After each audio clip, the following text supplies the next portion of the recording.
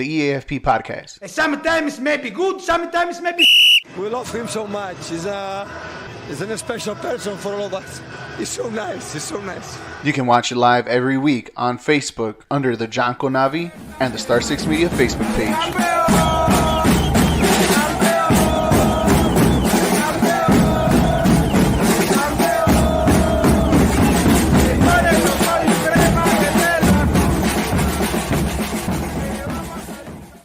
What's up, everybody? Welcome back to the E.A.F.P podcast here live on Facebook. Also under the the Jonko Navi Facebook page and also the Star 6 Media page. Also follow us on all our social media platforms on Facebook, YouTube, Twitter, Twitch, Instagram, and also TikTok. Blink there for a second or two. Welcome back to the show. We're just going to be talking about the World Cup and the final day of match week 2, leading off with Group G and Group H. And then the real fun begins tomorrow. I'm going to break that down to you too as well. And also, I'm going to give you guys my grade for each region today too. It shouldn't be a surprise on which team I'm going to I'm going to give a very bad grade to. And also, we'll see what the other regions too, who came up from last week's grade to this week. But make sure you guys follow us on all our social media platforms too as well. And also, I'm going to put the link on here too as well. If you guys want to join me to talk about the World Cup. And so far, how do you guys been feeling about the World Cup? As we've seen everybody play 2 matches, and the nitty gritty and the fun begins starting tomorrow as, everybody in each group plays at the same time. Group A, Group B, Group C, Group D, Group E, F, G, and H all play at the same time throughout the week before the playoffs. So the round of 16 starts on Saturday, but let's get started. Let's get going here. First things first, let's start off with the first matchup of the day, which was a fun one. Today's games, the morning games, were exciting. Let's just put it out there. They were exciting to watch. If you guys were up so early in the morning to watch them, they were fun to watch. The afternoon games, not so much, but let's start it off. Let's start it off with, I'm trying to get to the content. There you go. Cameroon and Serbia.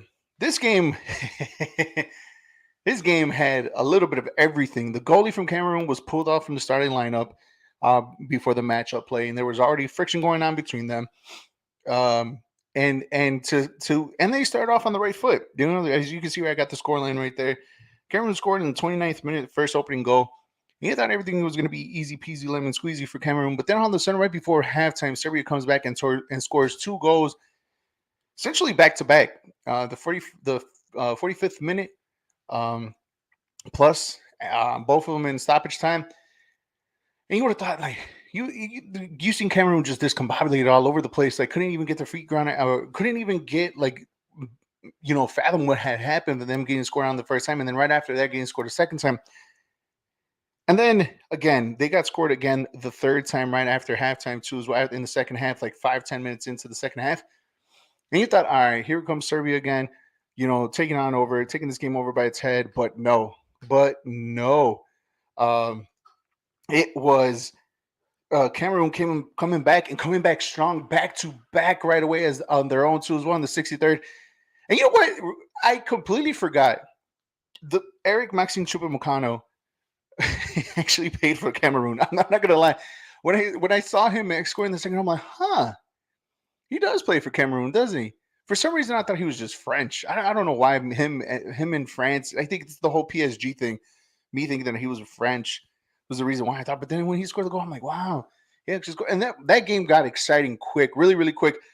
But then, you just kind of tell both teams kind of died out at the very end. They're trying to find something last minute. It did get a little exciting, a little hectic towards the end, but we knew that we knew nothing was going to happen afterwards. The both teams put out a performance during that time, exhausted themselves, and you know what? A 3-3 tie. Both share the points. You can kind of feel like these teams aren't going anywhere unless for like some type of miracle. So they laid it all out on the floor. Right, easy for me to say. Laid it all out on the pitch and just it was just a great game to watch. I got Just Killer right here saying thought Serbia had it wrapped up. I did too. I'm not gonna lie. I thought so too. I thought Serbia, once they scored that the third goal right away, right after second half, during the second half, I thought it's in the bag. Let's go.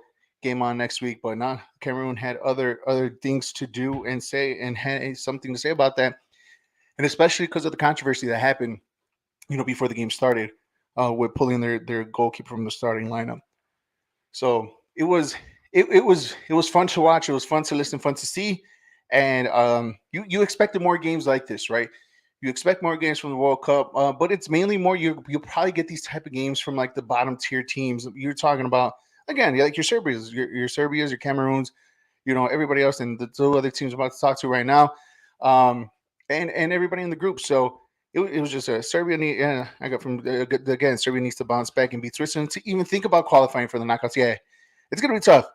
It's going to be tough in their group. It's still kind of alive, but a lot has to happen. And with the match day 3 coming up, there's a lot of implications of this team needs to do this in order to do this, and then this team needs to do that for this team to advance, and so on and so forth. So I'm going to try tomorrow to break it down easily as possible, but it just comes down to technicalities and mathematics and goal differentials in order for teams to qualify at this point. But yeah, no, both teams. I mean, everybody is still in a distance to in a shouting distance to come out of this group and actually make it to the next round. So that's the beauty about it. That is the beauty about it. Just Giller says, I've seen some people calling this game the best match of the World Cup so far. Way too. That's a great segue. A great segue because I'll one up you on that one. I'll one up you for sure on that one with this scoreline and this show and this game right here. Well, let me get it real quick. Do. Bam. 3-2 Ghana. Now this one was a little bit kind of a exciting matchup to say the least, especially from last week's results from both teams. Ghana and South Korea. You talking about a team that went up? You see, Mohamed Sasu and Kudos scoring in the first half 2-0, leading at halftime, and then all of a sudden here he comes, Song with 2 goals back to back, almost back to back, one at the 58th and one in the 61st minute, and you could just see South Korea just bombarding Ghana throughout the whole entire second half, and shot after shot, attempt after attempt, trying to get that third goal, and you could kind of see little by little they were exhausting themselves trying to get that third goal because I think they would have felt more confident getting that lead, knowing that they had Ghana in their ropes and trying to to get that lead and getting that and play. This game went on all cylinders because literally right after they tied 2-2, Kudos again in the 68th minute. By the way, I forgot to give respect where respect is given. The goal that Cameroon scored for the second one to turn this game over. Beautiful. I'm talking about possibly, maybe the goal of the World Cup. But it just sucked that, the linesman kind of interfere with that. Take away the celebration because it was such a beautiful goal. And we'll get to VAR a little bit later on too as well. It was just a beautiful goal that was taken away from the ambiance on what a celebration that goal would have been. So yeah, man, it just sucked that they ruled it off. The linesman ruled it off, and then it took like 3 minutes for them to finally guarantee and granted them the goal. So it was kind of like but that goal turned this game on its heels and made that game a lot more interesting. But yeah, and just Killer said it would have been the better game if Son would have scored. True, but give credit to South Korea. They battled back. They fought hard. They gave everything that they could to Ghana, and Ghana literally on their ropes. You just absolutely didn't know what to do, and then all of a sudden, again, kudos again with the third goal to put this game to bed because you kind of saw South Korea after that third goal, their form kind of dipped a little bit because they were just exhausted. They were tired. And then knowing that they got 10 extra minutes that they got in stoppage time, that you kind of see towards like the last 10 minutes of the game that South Korea was like, you know what? What's the worst that can happen? Let's keep on going. Let's try to get an extra point. Let's get this. And very close calls too. And what I'm talking about, the intensity behind the ending of this game was just amazing. And we thought we were just going to have just wonderful games going all day today. And it was just beautiful to see and great to see a game like that. Again, you got two teams that just you know, teams that like they have a shot in making it, but they're just glad that they're there, and they just want to prove and show the world that their brand of football. And it was just it was fun to see. It was great to watch at work and almost getting in trouble for it too, watching these type of games earlier in the day. But these two teams, these four teams actually put their hearts out, put their soul into this game, and you know what? They also have a fighting chance into qualifying into the next round. Heading off to like the mid-afternoon game, the early morning game between Brazil and Switzerland. As let me just switch the banner shares. You guys are watching the E.A.F.P podcast here on Facebook, YouTube, Twitter, and Twitch. As you see, just Killer commenting on Twitch too as well. You guys can follow me. The links are on the comment section if you guys want to join me to talk about the game of the World Cup and these games that happened today, or anything that you guys want to talk about too as well. As I bust up Brazil versus Switzerland. Now, Switzerland, their brand of football is not it's not, how should I say this? Where should I go with this? Their brand of football is easy to understand and complicated to break down. And it was proven and shown today in today's matchup against Brazil how they took away the flair from Brazil. Brazil that we know for the Joga Bonito. Everybody's been knowing this for years and years and years and years down the line. And it's just the creativity wasn't there. Whether if it was the lack of Neymar not being there, whether if it was just maybe this Brazilian team doesn't play that style anymore because it was taken away from Dunga years back. Whatever the case may be, this game just didn't provide the excitement that we just wanted to see from Brazil, or just in general. Look, give kudos to Switzerland. Switzerland played a hell of a game. They had 83 minutes of great defending football, trying to get Brazil on the counterattack. They almost had a few chances here and there. And if it wasn't for Casemiro's half volley, deflected, whatever you want to go, it was a good goal from Casemiro. If it wasn't for that goal, I think this game would have ended up 0-0 because Brazil kind of lacked, not kind of, they did lack that creativity going up forward. And they didn't know who to go to. They didn't know if it was, Rafinha out wide. They didn't know, even the substitutions kind of didn't make any sense. Didn't provide any attacking oomph, and all it took was just a shot from Casemiro. I mean, how often does he score a goal? That's what I'm saying. Like, that's how far it took. And just Killer again said this is a disappointing so-called favorites. They should be beating them 2-3-0. And exactly, I agree with you 100%. Oh well, maybe not 3, 2. I'll give you 2. I'll give you 2. Because again, you got to give credit where credit's due. Switzerland did a good job on defending Brazil and closing up the gaps, and didn't let them go as wide as they needed to. If they wanted to break them down, they needed to break them down solidly through the middle, and create passes and with these through balls in and out with the middle, and making their middles and forwards beating them on their runs. And if the one goal that they had out ruled off offsides because of from Vinny Jr., it was, again, that was probably the only that I can remember, right? That was probably the only time Brazil got the opportunity to have that flair, to keep going out wide and having those attacking options. But it was a quiet game from Vinny. It was a quiet game for Rafinha.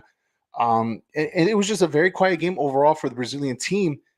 It's going to happen, right? And if if they had Neymar, for sure, he could have had 3, possibly, because he gives them that joga bonito, the flair that the Brazilians love to see, and we're accustomed seeing the Brazilians play. Just a little bit of excitement here and there. So maybe that could also been a factor too. But even then, this team is stacked.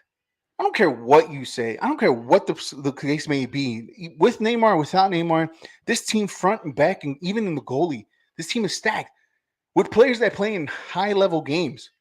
So it's like, yes, Brazilian Neymar is like a different animal. And we've seen it time and time again. Every time he plays with the Brazilian national team, like, this guy is different from the Neymar of PSG, and hell, sometimes even the Barcelona Neymar, right? But even then, this squad is still stacked enough with creative players in their teams to know that they could take over the games. I'm talking about from Richarlison to Gabriel Jesus, Rafinha, Vinny Jr., and you name it. Like, I already named you 4 players, 5 players that could get them over that hump against a team like Switzerland. So it just was it disappointing? Yes. Would we love to see more? Of course. But also Switzerland gave them a hard time to get them to that level, to that comfortability, to attacking force. That we see Brazil always time and time again. And yeah, it's unfortunate. Neymar is going to be back in the Brazilian squad to knockouts, which I mean they already advanced, right? They're top of the group. They're not going to come. They're not going to come down. They're going to run tops of this group, no matter the outcome of the next game. So maybe we'll see a different team, but they are going to play against a very high spirited Cameroon. I shouldn't even say that, right? This game should be easy walkthrough, even with the reserves players, right? But it's a shot. It's a shot. It's opportunity uh, uh, um, for for wow. Why am I forgetting who they play next? Jesus, and I just said it too. For South Korea, sorry, for South Korea to come back. I mean, I'm sorry, for Cameroon to for them an opportunity to advance to the next round. So yeah, man, this should be easy pickings for Brazil. So it's going to be yeah, Justin Vinny is the man to step up to do essentially do what Neymar role until he's back from what we saw against Switzerland. He definitely has the potential to do so in the future and this World Cup. Look, Vinny Jr., I think a lot of people chose him to be that new star upcoming player like the Mbappe of 4 years ago, like the James Rodriguez in 2014, and other players too that came into the in previous World Cups. There's always that one player that stands out in every World Cup that the big squad's coming in.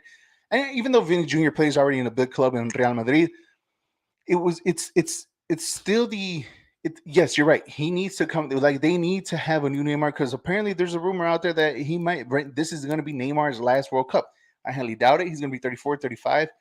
Like you see players like Cristiano Ronaldo, like Messi, coming into the late 30s and into the final World Cup. So he might still have one more in him.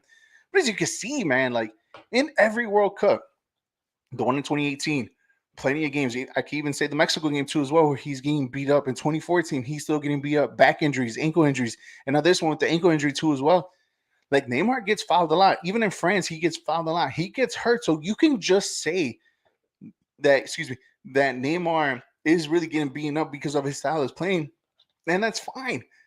But you're right. Vinny Jr. is the next guy.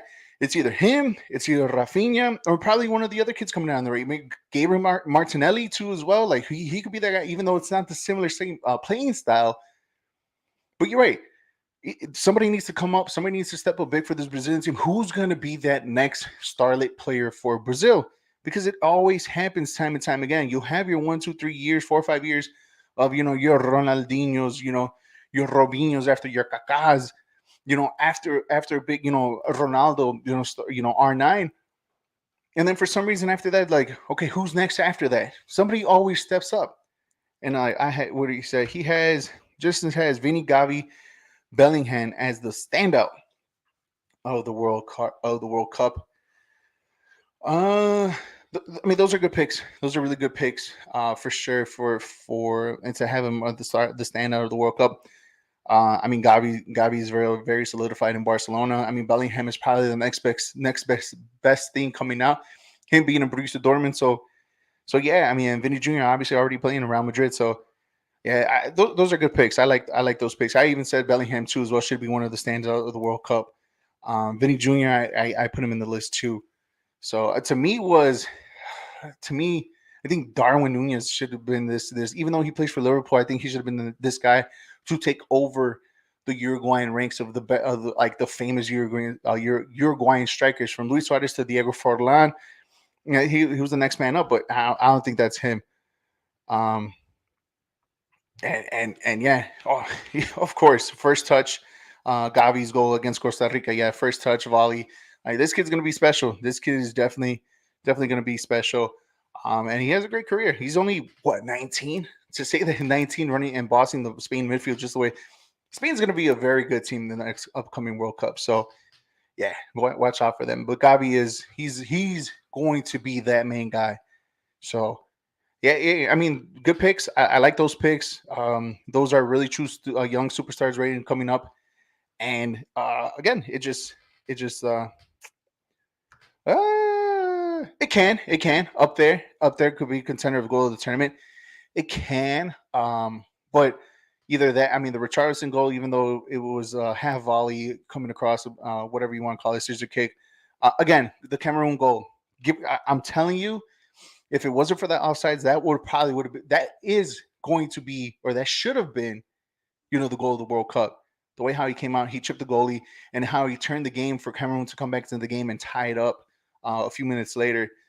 Again, it's just the linesman just ruined that. Just check that goal out.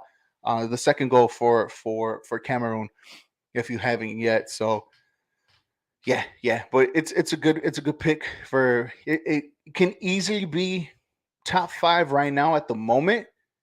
Um, but give it time. We still have the round of 16 quarters, semis, and obviously the final to see how far, how high or how low that goal will be ranked. You guys are watching and listening to the E.A.F.P podcast here on Facebook, YouTube, Twitter, and Twitch. Guys, make sure you follow the Star Six Media platform on Facebook, YouTube, Twitter, Twitch as well, and also the John Conavi Facebook page too. Make sure you guys hit the little bell to get notified not only when my show, is on live, but also Big League Chicago, which is coming up next in 5 minutes to talk about Chicago sports. The JC Sports Podcast, where we go nationally around, where we go also big 3 up, 3 down in baseball. Slapshot, and also only football too, as well as we give you guys a very we give you guys podcasts almost every single day. What do you guys? Speaking of Spain, I think they lack some in some areas in the fullback and both fullbacks and getting old now, which is true. Carvajal and Jordi Alba. Now, who do they have to replace these two legends for their nations and clubs, respectively? And their goalkeeper choice with this World Cup was dodgy, not picking De Gea. Okay, so picking the Gea one, I think that one was a little bit more uh understandable, simply because Luis Enrique, um, even for the qualifiers and even in the Nations League and all that, he liked Unai Simon, because obviously he could play from his feet from the back, and De Gea really can't. I mean, seeing his games in Manchester United, and it's looking like a decent, like, okay, he picked the right goalie for his squad the way how he wanted to play. But you're right, from Jordi Alba to Carvajal, you kind of see they're even on in moments that their age is kind of showing up, and they just got lucky enough that Germany was kind of on the same page too as well, even though with Sadio Mane and Gnabry. Um, it was still one of those moments to where, like, they can still keep up, but you could just tell that they're not the same people as they were 8 years ago. I mean, obviously that's 8 years, right? But yeah, you're right. Who's going to be the next one? I mean, even the replacement. I think what Espilicueta still hasn't even started in this game, and he's their other fullback. Um, the other positions, I know you had it up there too as well, in other key areas. I think the striker position too as well. I think that's where they lacked of, and it hasn't really been the same since Fernando Torres, and also David Villa, like, and their striking option is in there. So you're absolutely right. Um, as we welcome in Jack. Jack, shouldn't you be ready, bro, to get on to the other podcast, man? I just had to hop in real quick and say, on the eve of the most important match in U.S. soccer of this era, go U.S. I'm going to be watching. It's going to be exciting. Appreciate the pump for Big League Chicago starting here at 7, but I just had to go and hop on and quickly say go U.S. and love the show. I appreciate it. Yeah, it's gonna be a tough one. I'll tell you that much, man. They haven't they haven't been impressive, but also they haven't been disappointing. It's kind of been the U.S. men's national team, how they've really been for the last 12, 14, 18 months. Yep. Yeah. No, I understand that. I get that, and hopefully we'll get a little. I think getting an early goal. Iran's going to be kind of just parking the bus because in reality they just need a tie. So I don't know. I like U.S. to have a lot of the possession, and hopefully they can create some chances, and hopefully we'll see Reina not come on in the 70th minute, and maybe Aronson gets a start. It should be an interesting lineup from what the U.S. side puts out there, but I'm hoping that the young guns are able to get it done. But I'll let you finish up the rest of this episode. Just wanted to hop in and say, go USA real quick, and I'm sure we'll see you in a little bit here on Big League Chicago. Yeah, definitely. I'll hop on once I'm done with this one. Definitely be on there. Yeah, just make sure you guys check us out as we talk about all Chicago sports coming up in like about 40 seconds or so, give or take. But you'll see myself, you'll see Jack, you'll see Rick, Jose, and John too as well. So make sure you guys hop on after this show just hop onto that one. Jack, I'll see you in a Peace, bit, homie. everybody. Exactly. Peace out. Later. That was Jack from it's R6 Media. As again, we got the podcast coming up too in about like 20 seconds or so. I'm still going to carry on over. Don't worry about it. I'm not going anywhere. I still have a lot to talk about. They can start off without me. There's like 4 other guys on there too. So me not being there, they should be all right, right? That's just me.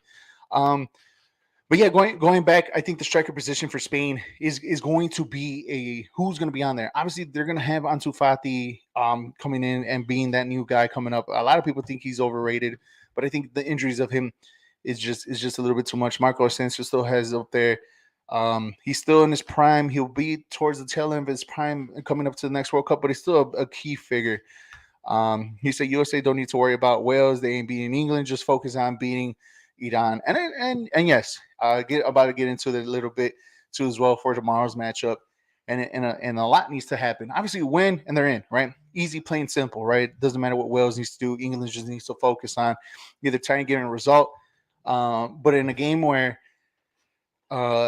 England not only just this also were disappointed against the United States men's national team too as well. Their result against Iran was definitely a helping stepping stone to get them over to the next round too as well. He said, "What was I'll say?" But what you saw from Morata was promising. Yes, but that's Alvaro Morata for you. There's moments. His stint in Juventus when he first came up, he was all over the place. He was the main striker to go to. Then he goes to Chelsea. Wasn't the same guy that he was in Juventus. Then he goes to Atletico, back to Real Madrid. You've seen flashes. Wasn't there. Then he goes swapping back and forth. I think right now he's what Atletico Madrid. I think that's who he is. It's Alvaro Morata for you. He's very inconsistent. He's consistently inconsistent, and you thought you were going to get more out of him, and it wasn't. And it was proven. Even in the last World Cup, he didn't show up either. I think Diego Costa was still on it there too as well. So he's going on with this one too as well. England lacked creative chances against the United States. Needed players like Foden and Trent Alexander-Arnold to come and create more for the team. Yeah, that's a big talking point too as well in England too, and why Phil Foden hasn't been on it. Obviously, the same thing goes with Gio Reyna, why he didn't show up in the last game too as well. First game you really didn't need Phil Foden simply because of the disparity, minimum boys. So yeah, that last one is gonna be you might. You probably might see him tomorrow. You might see him in the starting lineup tomorrow. I think you might see Phil Foden making his World Cup debut tomorrow as a starter instead of coming out the bench. I mean, it's a big matchup. I mean, don't get me wrong. Wales are going to come out with everything simply because of the whole geographical landmarks between Wales and England. So this was going to be a good one, even if they had Scotland too as well. Same thing. They're all right there and they're on the same line. He's like, Jack's from England and a Man City fan. And I'm furious that Southgate didn't pick him. Hey, look, it just that's a whole nother conversation, right? To have about the England squad because I have my reasons too. I enjoy watching the game of football. I enjoy watching it even from like the German league, Spain league, obviously the Premier League. I mean, me and you might have a little a fight between you and I right now because of the fan of the team who I support in Arsenal. But again, another conversation for another day for another podcast. But I just enjoy watching the game. And you're right. The one thing about England that they have so much creative players going up forward. I mean, I would prefer sometimes, Phil Foden over anybody else. Like you have Harry Kane, you have Bukayo Saka, on the right, coming out from Phil Foden on the left, or even going central. There's a lot of options for England to go forward. I feel like Foden will only come in, I think, in Southgate's mind. That if they need a goal when they're trailing, when they're trailing, I feel like that's when you're going to see Phil Foden come in because there's no really necessary because I don't know what Southgate thinks. To be honest, I don't know. This is the beauty of being in his position, I guess you can say, because of the talent level that he has around that squad. Because even the bench that he has could potentially be a starting lineup. I mean, you can't go wrong with any of the goalkeepers from Ramsdale to Pickford, even Nick Pope. Yeah, you wouldn't go wrong for that. I mean, he said he'll come back for another podcast or to the choice of my team. Yeah, okay, cool. I'll be down for that one. The back line will always have that conversation. I mean, Harry Maguire, everybody would talk whatever they want to talk about Harry Maguire on that part, but he was big in the United States game. To be quite fair to him, but he came up in important times to stop any attacking promising from the United States men's national team. So we're give credit where credit is due. But yeah, him coming into this World Cup and the choices that he picked. Yeah, I mean, on the right hand side, I mean, you're right. TAA or even Kyle Walker, you can't go wrong there. Luke Shaw on the left. Um, again, very very controversial. Very a question mark on that too as well. But going from middles going on forward, I mean, Harry Kane's your spot as your 9. Bukayo on your right. You go either way. Foden, Grealish. Who else did he play on the left side too? Damn, I don't know why I'm forgetting. I mean, Bellingham coming into the middle, along with Henderson. He's been playing off, but Declan Rice doing a marvelous job, and I think he's already played out his West Ham United contract. I think Declan Rice needs Sterling. Thank you very much. With the speed going out left. But Declan Rice, I think he already played out his West Ham days. I think he needs to go to a bigger club to just expand that game because Declan Rice is going to be a very key factor heading into the other World Cup because this team is still going to be sort of kind of young. I mean, Declan's only going to be 28, 29 years old heading into the World Cup coming here to the United States, Mexico, and Canada. And most of the players and some of the players are still going to be young enough. Bellingham, Saka, Phil Foden, who else is going to be your striker? I think Harry Kane probably still has another World Cup in him.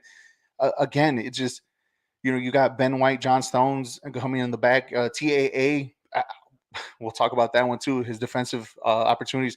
Who's going to be on? Who's going to be your left back? Like this team is just stacked. That's what I'm saying. Like this England squad is stacked, even from the starting 11 to whatever they have on the bench.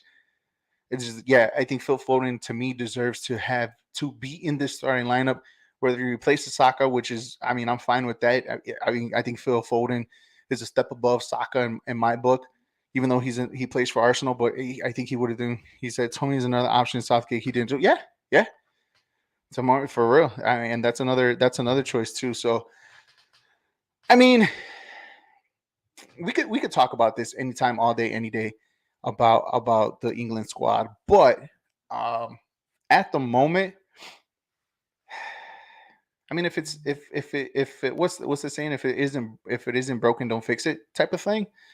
But yes, I think coming up into the quarterfinals where they might face against, if I'm not mistaken, probably either Argentina or probably a Netherlands squad. I don't remember how the groups are going to be set up that way. Yeah, he needs to go off with a strong 11, and I think Phil Foden needs to be part of that starting 11 because he at least will create something for the others, like Bellingham coming through the middle, and even possibly on top with Harry Kane. So, yeah, I mean, it's a shot, and we're gonna get into it too, as well. You guys are watching, listening to the E.A.F.P podcast here on Facebook, YouTube, Twitter, and Twitch. As you say, Just Killer right here joining me on Twitch. You can see that. You can join me any single time. The link is on there too as well if you guys want to join me, talk face to face, or just do it like he's doing, just commenting on here too as well. I know I'm missing one more game today, Portugal versus Uruguay. I don't like the two striker format, especially when one is not really a full striker and Joao Felix.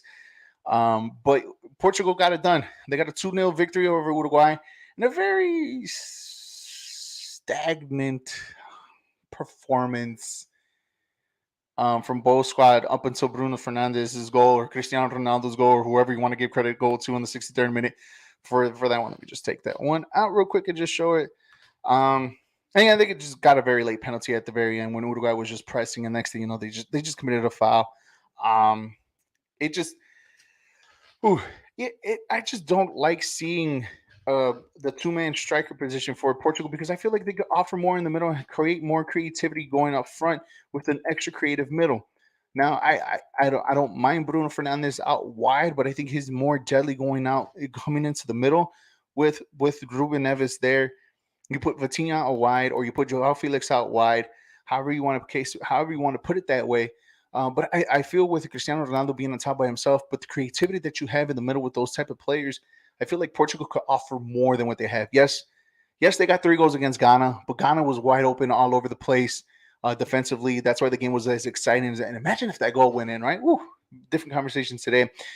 And a team more formidable like Uruguay, you kind of see they had their moments, but they struggle getting to those moments. It took like a fluky play, like the first goal, in order for them to open up. Um, in order for them to open up and start creating whatever they need to do. And then once the game got a little bit open, you kind of seen that two-man strike position open, but it's a struggle for them. And I personally feel like that two-man strike position, when one of them's not really a full striker like Joao Felix, then you kind of put him in this position going out wide, and you go from there. Um, it, I don't know. I don't know. Maybe I'm wrong. I don't know what you guys. I don't know what you guys think. Tell me what you guys think about that. But I personally feel like to me, that's just how I feel about this team. Like this team could be so much better than the way that they have been performing in the last two games. Just Killer says there was a lot of controversy over the first goal, whether if it was Ronaldo Fernandez, as all replays. So I saw it didn't touch Ronaldo's. I didn't either. And we're not talking about England's issues. We should be talking about how about Portugal game. And yeah, for sure. It was yeah, me personally, like I said, they have more creative middles in there, and I feel like bringing in Bruno a little bit more central for other opportunities going on wide for Joao Felix, however you want to put him out wide, right or left, it doesn't really matter. But I feel in that particular moment with Cristiano Ronaldo, I think you're already going to have him. He's already going to be a handful for defenders coming in with the crosses and stuff like that. So um, it shouldn't be that. I mean, I feel like that's how it would work. I didn't like how this. I didn't like their setup. I didn't like how they came out in the first half. In the second half, it took them a while to even get started, and it just yeah, exactly. I personally thought Leo should have started the game that he had against a good game against Ghana, and absolutely, he turned that game on his head too as well. He gave the reason why Portugal was a little bit more attacking forward. And I think he even got the goal too as well. I think he got the second one if I remember correctly. So, um, yes, Portugal has a lot of options going forward, but if you put them in the right way and put the players in the right position, this team could be, like I said, a lot more efficient and a lot more deadly going up front because defensively, I think they're solid. They're good. They're all right. With Neves in front, and then obviously you have Diaz um, in the back along with Pepe, who could just like run over everybody. I mean, it looks like he just kind of took a step back in the killer mentality and just started defending a little bit well, but I digress. Um, it just seems like this team has more potential, and it hasn't been unlocked simply because they haven't had the right squad to do so.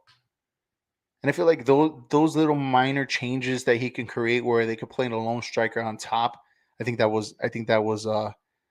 might change everything. Yeah, his pace driving forward, of course. Yeah, he's a very quick man. Even though his first running against Uruguay looked like he was running in quicksand. Yeah, I mean, again, it wasn't a good performance overall. I mean, it wasn't a good game. It kind of like it just felt like it took a while to get there. And even from Uruguay, I mean, Uruguay standpoint, I mean, they're going to play you like that. They're going to play you where they like to sit back and play, in their own end, trying to get the ball. And next thing you know, they'll either kick it on top, they'll try to create possession here and there just to have possession of the ball. But even then, so it still isn't enough. I thought that, Darwin was going to have a good World Cup coming into this one, but he still hasn't. Darwin Nunez still hasn't kicked off the way how he was supposed to kick off his Liverpool career, and it's just the same thing. I don't know if the lights are too bright. I don't, or maybe it's just his style of playing. Maybe it's not the same that we haven't seen from a Luis Suarez or we haven't seen from a Diego Forlan, from the previous strikers that we've seen in Uruguay having the last what 6 World Cups with those deadly strikers on top. It just hasn't. Yeah, I don't know. I don't know what it is, but it doesn't. I feel like it doesn't fill the mold of um what Uruguay is usually accustomed to a striker. The question is, do we think Uruguay will get out of the group? I mean, I had them coming out of the group. I personally thought, if you see right here, Portugal, Ghana, South Korea, Uruguay. I I personally thought Uruguay was going to come out of this group um in second. I'm sorry, in first. And I think I have their. I honestly thought that this team was going to be my dark horse to even make it all the way up to, a quarterfinal, even possibly a semifinal, just simply because it's Uruguay, and they show up in these type of tournaments, a la 2010 Luis Suarez. But that's another story. In 2014, even though they had the controversy, they still had a decent World Cup run there too as well. 2018, I can't remember for the life of me if they qualified or not at the moment. I don't know why it's blank. I don't know why I remember the 2010, 2014, not 2018. Um, but I really thought that Uruguay would have probably had a little bit more youth going up front with Valverde out wide and Darwin Nunez up top. And it looked like a team that was in transition. I think this World Cup was a lot of like those big teams, the Spains, the Germanys, and teams in transitions. I really did think that was going to be, Uruguay, a team that can still kind of sort of compete, but also is in that transition of the next crop of generational players that are going to come from this group. He said he, just like me, had Portugal and Uruguay coming out of the group, but their performance just haven't lived up to, for the haven't scored a goal this tournament. Right. They haven't lived up to that hype. They haven't lived up to what Uruguay is supposed to be looking like in the World Cup. And it worries me a little bit. I had them coming out first in this group. I had question marks about Portugal, and not because of the Cristiano Ronaldo melee media stuff that's been happening with him in Manchester United. Because once Portugal comes in, I think their main focus it's just again how I felt like they're playing the last couple of days. That it's a team that could potentially show more, but haven't shown it. That's how I thought they were going to come into the World Cup, and I have been right, but they just have been getting the results, and that's what all that matters about the World Cup. Again, Portugal and Uruguay might come out first and second. I still give them a chance to come out of this group, but it's going to be very tough, especially they have a lot to ride on in the next game.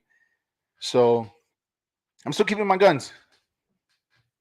Still keeping my guns. He says, it doesn't make sense because they got players like Valverde, Nunez, Suarez, Cavani, and Benacore. Benacore too as well, driving to the attack. I don't get it either. I don't know if they're. I don't know what it is.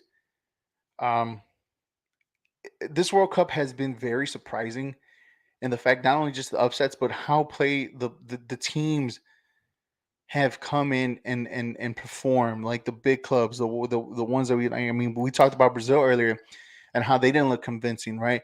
Yesterday, Belgium, I said Belgium was overrated from the start, and likely so. The 2 games they've been looking really slow, really sluggish, really out of sync, really not being the Belgians that we've seen in prior tournaments. But I knew coming into this World Cup, I just didn't feel right about this Belgium squad. Germany, another team in transition, trying to replace the old mold players with this new younger generation.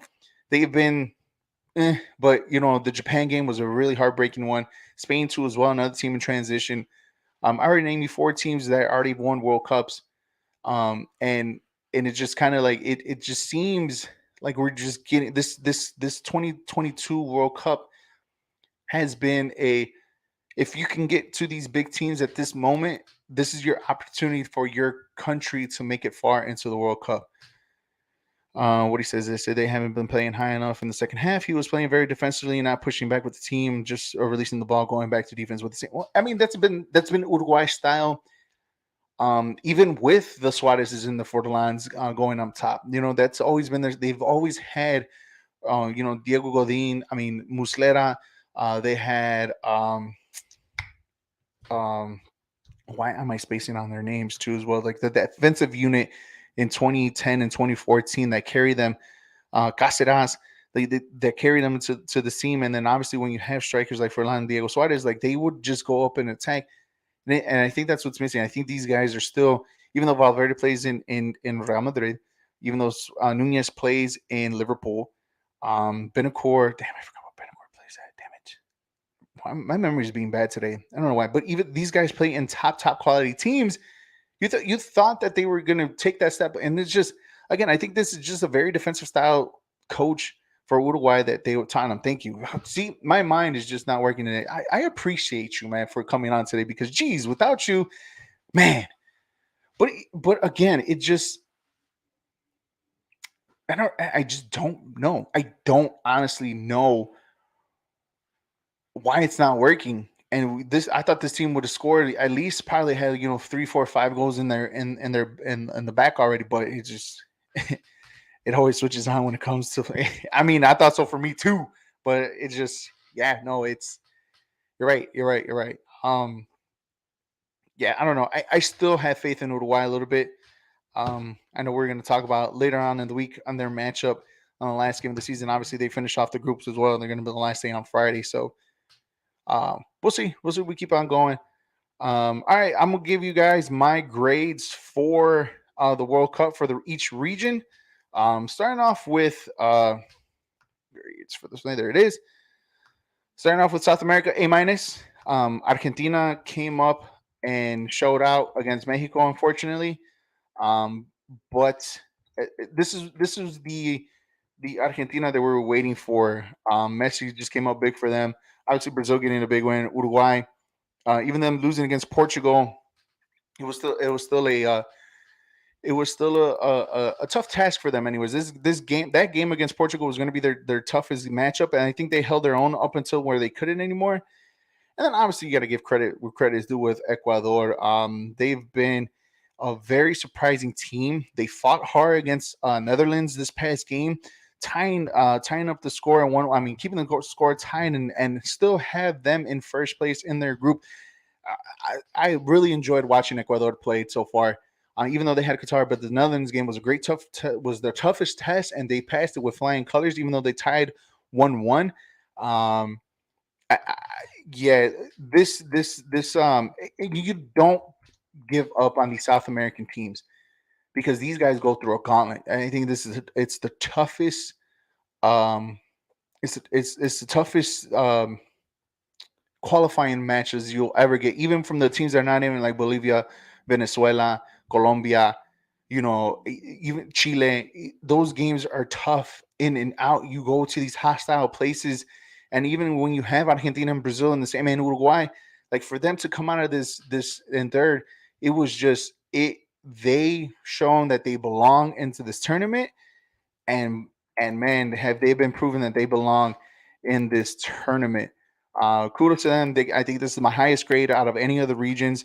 Um, with um, with an A minus, I think I it it's the South American teams, at least in this match day week 2, and I'm going off for 2. Last week I know that I gave them a B, but this match week, um, definitely deserves an A minus, and probably the only A I have. We'll go into the comments. We delayed this show by 19 minutes. Hey, it doesn't matter. If I talk about football, I don't care. I could go on hours and hours of days to talk about it, and I'm okay with it, even though I have to hop on the other one. But again, there's like 4 other guys. It's all good. CONCACAF D minus. The United States men's national team, pitiful. Mexico, even worse. Costa Rica, even though they had the only win and their first goal in this World Cup, they didn't look that great, anyways. They got a goal, luckily handed to them by the goalkeeper. And Canada, even though they started off strong in getting the first goal and the quickest goal so far in this tournament, by the second minute, they were just dismantled all over the place. They were all over the place against Croatia. They didn't look. They were back into this game really quick. CONCACAF has not had a very good showing in this World Cup at all. Pressure's on every team to win. Costa Rica, Canada's already been eliminated, so there's a possibility that the CONCACAF would not have a playoff team possibly this World Cup. Mexico has to come up with a huge win. So does the United States men's national team. They have to come up with a win. Costa Rica, they have to come up with a win too, because the goal differentials and getting scored on 7 times against Spain was just it was just crazy in itself. So yeah, they need to come up big with that one. Europe gets a B plus. Spain and Germany helped out a lot. That was a very great tactical game. It was, you just seen football at its finest in that game between Spain and Germany. That helped out too. I give Europe a B plus so far in match week 2. But also there's been, I mean, Netherlands. There's a lot of downers. Wales losing 2-0. You got Netherlands tying against Ecuador, but give credit's due. Poland coming out with a win. France looking dominant as always, coming back from one for that one. Belgium, Croatia 4-1. Belgium did not look good.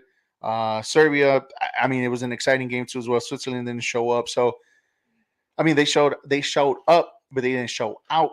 And Portugal winning 2-0. That's why I give a B plus to the European nations. And the next best grade, if I were to um, to rank, I guess, my grades, right?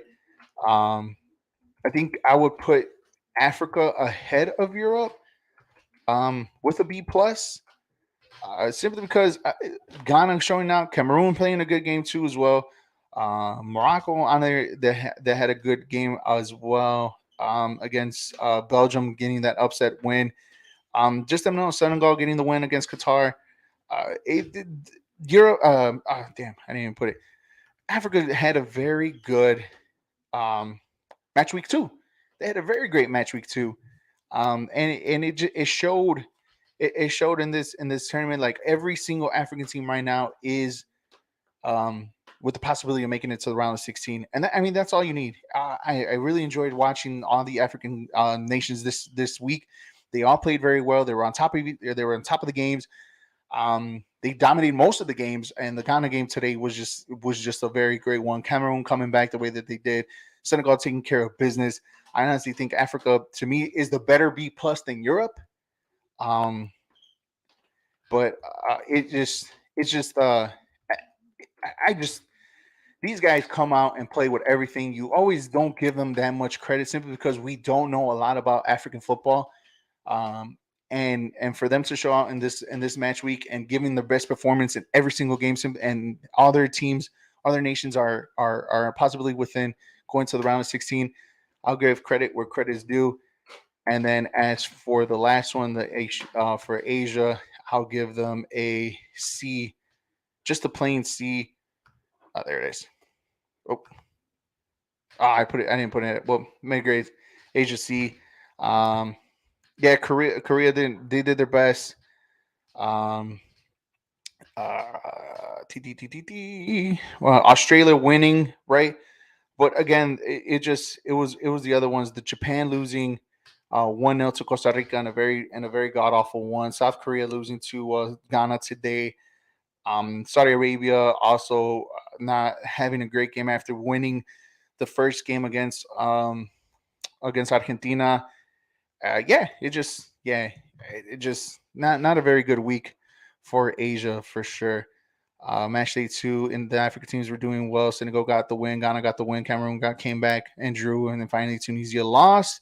And how could I forget about Morocco? So yeah, it's just the African teams showed out to this match week. Match week 3 is going to come out tomorrow. I will be live once again at the same time, 6:30. Preview for tomorrow's matchups. I mean, look, we're going to get two games at the same time. The first one is Group A at 9 a.m. I think if you're from England, just clearly, I think your games are at what? 1 o'clock? 2:12? What? I don't know the time zones over there. It's not coming to me right now. But yeah, 9 o'clock, 9 a.m. We get Group A, 3 p.m. All right, cool, awesome. 3 p.m. is your time over there. But yeah, we got Ecuador, Senegal, which should be a good one. Both of these teams are. I mean, everybody in this group outside of Qatar. This game is going to be the interesting one. I'm going to keep my eye on that one the most because I think Netherlands will probably handle their own against Qatar. It's just who's going to come out on the second end of this group or possibly even first, depending if Ecuador gets the result with the win. This is going to be an exciting matchup, and that's the one I'm going to keep watching. And obviously, there's no other game but other than Iran versus United States men's national team too as well. The other games are at 7 p.m. for sure for him, so that's good. A very good nightcap for that one. Obviously, I know you're going to watch Wales versus England. I'm probably going to have both of my televisions having two different games at the same time, which is okay, which is what we live for. But yeah, winning you're in for the United States men's national team. England, any type of result, I think they'll still stay in first no matter what. And Netherlands, Ecuador, England. I don't feel confident in the United States men's national team. I think our Iran had a very great showing so far, especially obviously they got dismantled by England first game, but the game against Wales kind of proven that this team shouldn't be reckoned with. They will cause some havoc, they cause some trouble. The United States men's national team not playing are not playing good at the moment right now. He said he'll keep tabs on the United States, see who finished second. Same for me. I mean, it's going to be on the main one. The England game will probably be on the second one with no volume, but I'll still keep an eye on that one too as well. Simply because I got the podcast purposes for sure. I mean, I did have the United States men's national team coming out of the group in second place anyway, so I might as well just keep a man of my word and just keep it that way. So yeah, same time, same place for me tomorrow at this time at 6:30, probably midnight for you. Just Killer, thank you for hopping on. I appreciate you hopping on. Jack for coming on too as well. Like I said, I'll be on here tomorrow to wrap up Group A and Group B and see who's going to move on to the round of 16 that starts this weekend coming up. Breakdown of the game too as well. 6:30 will be for me for the show. Again, if you want to see me and watch other the Chicago sports, I'll be on Big League Chicago in about 20-30 seconds after my outro comes out. I will see you guys tomorrow. Yeah, very interesting. See how we're gonna go. Thank you guys for watching. Thank you guys for listening. And as always, make sure you guys like and share all of my episodes for the soccer one and also for the other ones too as well. Make sure you guys follow me under the Star Six Media Facebook page and also the John Cone Avi Facebook page too as well, as I go live on those on the Facebook pages as well as YouTube, Twitter, Twitch. I'm live on those platforms too as well. Make sure you guys follow the Star Six Media and the John Konabi Facebook on their social media platforms: Facebook, YouTube, Twitter, Twitch, Instagram, and TikTok. Thank you guys for hopping on. Thank you guys for watching. I will see you guys mañana, same time, same place. And good luck betting this upcoming game because I am staying away from betting on anything this week because it's going to be too damn complicated to waste my money on. I'll see you guys tomorrow. The E.A.F.P podcast. Sometimes may be good, sometimes. That was the wrong one. I'm going to do this again. I will see you guys tomorrow.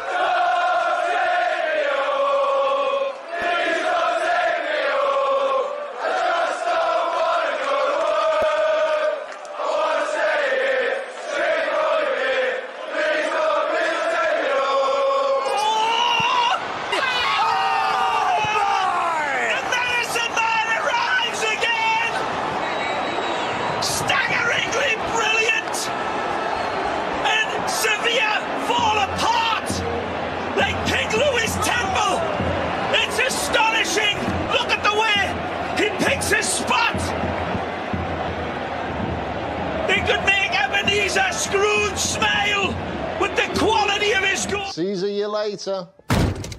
Oh. Yes. Yes. He's intolerable.